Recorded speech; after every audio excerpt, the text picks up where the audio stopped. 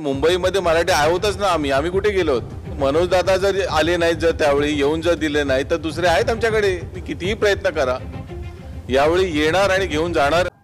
मराठा आंदोलक मनोज जरांगे पाटील यांच्या नेतृत्वाखाली मराठ्यांचं वादळ 29 ऑगस्टला मुंबईत धडकणार आहे.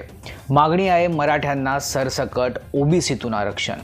जरांगे पाटील मुंबईत येणार आहे आणि ते ऐन सणासुदीच्या काळात येणार म्हटल्यावर सरकारचे धाबे दणाणलेत. जरांगेंना भेटून पुन्हा एकदा त्यांची समजूत काढण्याचा प्रयत्न केला जातोय, परंतु जरांगे कुठे ऐकतायत?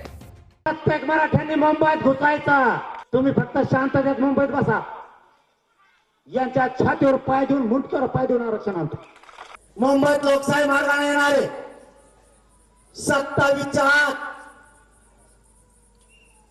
मराठ्यांच्या सगळ्या मागण्यांची अंमलबजावणी करा. एकदा जर आंदोलनाने सोडली पुन्हा ऐकत नसतो. त्यामुळे आता एक गोष्ट मात्र नक्की आहे की हे आंदोलन होणार. 27 ऑगस्टला जरांगे पाटील आपला ताफा घेऊन अंतरवाली सराटी सोडतील.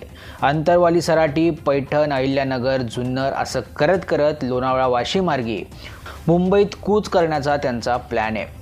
मात्र आता सरकारच्या गोटातून एक माहिती समोर येते.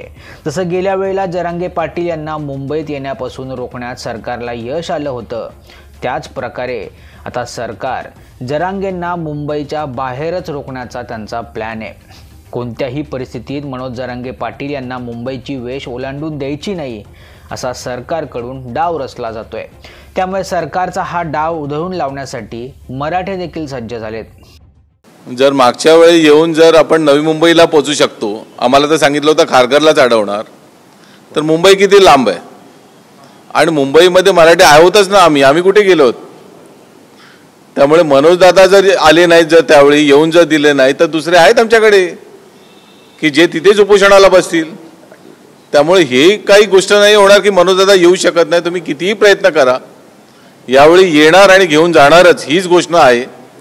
आणि त्याचप्रमाणे मनोज दादा जरांगे तुम्हाला त्या दिवशी इथे आलेले दिसतील.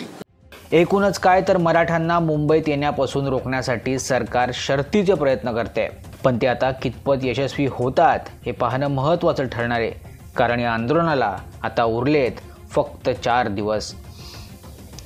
Bureau report, Maharashtra news 24.